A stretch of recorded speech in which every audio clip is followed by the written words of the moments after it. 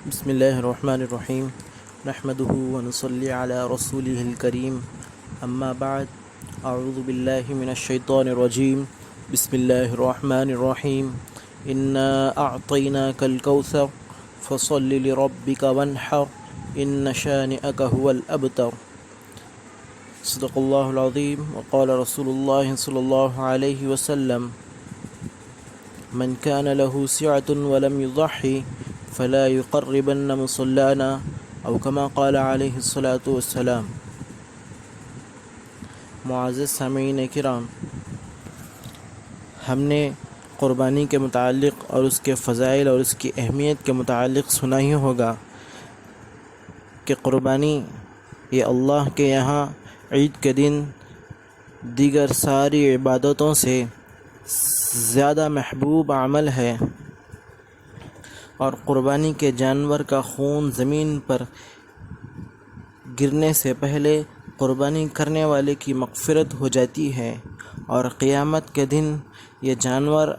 اپنے سینگوں، بالوں اور کھروں کے ساتھ زندہ ہو کر لوٹ آئے گا۔ اور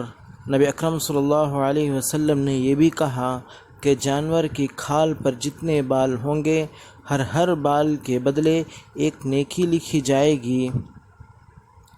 اللہ ہمیں ہمارے اور ہمارے زندوں اور مردوں کی جانب سے قربانی کرنے اور اس اجر عظیم کو حاصل کرنے کی توفیق عطا فرمائے۔ لیکن قربانی کے نہ کرنے کی وعیدیں بھی اسی طرح سخت آئی ہیں۔ نبی اکرم صلی اللہ علیہ وسلم سے ارشاد ہے کہ جو آدمی قربانی کی طاقت رکھتا ہو لیکن قربانی نہ کرے، نبی اکرم صلی اللہ علیہ وسلم نے فرمایا کہ وہ ہمارے مصلی کے قریب بھی نہ آئے۔ تو قربانی کے ان فضائل اور اس وعید کو سامنے رکھتے ہوئے ہمیں اس اصول کو جاننا بھی ضروری ہے کہ کسی بھی چیز کی فضیلت اور اہمیت اس کے مقصود کو سامنے رکھ کر بیان کی جاتی ہے، اور قربانی کی اہمیت اور فضیلت بھی اس کے اصل مقصود کی وجہ سے ہے۔ وہ یہ ہے کہ قربانی کرنے والا اپنے جانور کی قربانی کے ذریعے اس جذبے کو تر و تازہ کرتا ہے کہ اگر اللہ مجھ سے اس جانور کی جگہ میرا مال، بلکہ میرے مال سے بڑھ کر میری جان، اور میری جان سے بڑھ کر میری اپنی اولاد کی جان بھی اگر طلب کر لے تو میں حضرت ابراہیم علیہ السلام کی طرح اس حکم کو پورا کرنے کے لیے تیار ہوں۔ یہ جذبہ اصل قربانی سے مقصود ہے، اور یہی مطلب ہے اس آیت کا لن ينال اللہ لحومها ولا دماؤها ولكن يناله التقوى منکم، کہ اللہ کے نزدیک تمہارے قربانی کردہ جانوروں کا نہ گوشت پہنچتا ہے نہ ان کا خون پہنچتا ہے، بلکہ اللہ کے پاس تو تمہارے دلوں کا تقوی پہنچتا ہے۔ لیکن اطمینان کی بات یہ ہے کہ اللہ ہم سے اس طرح کی قربانی،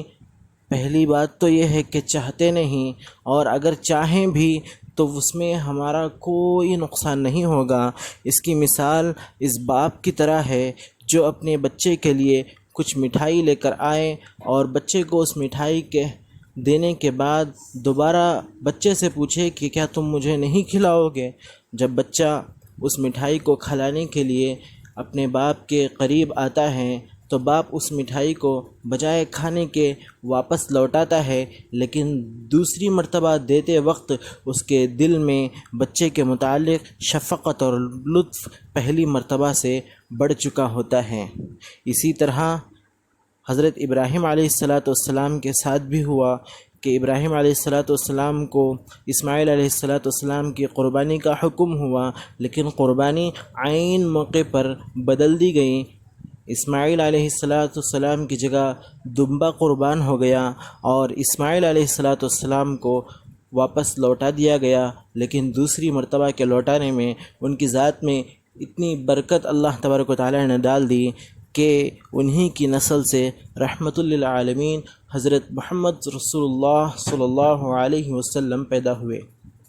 اللہ ہمیں قربانی کی حقیقت کو سمجھنے کی توفیق عطا فرمائے اور اس کے مقصود کو حاصل کرنے کی توفیق عطا فرمائے اور ان جذبات کے ساتھ جینے کی توفیق عطا فرمائے جو جذبات اصل میں ایک مسلمان اور ایمان والے کے دل میں ہونی چاہیے۔ اللہ ہمیں ایمانی جذبات، ایمانی علوم اور ایمانی احساسات اور ایمانی غیرت کے ساتھ زندہ رکھے اور اسی حالت میں ہمیں موت عطا فرمائے۔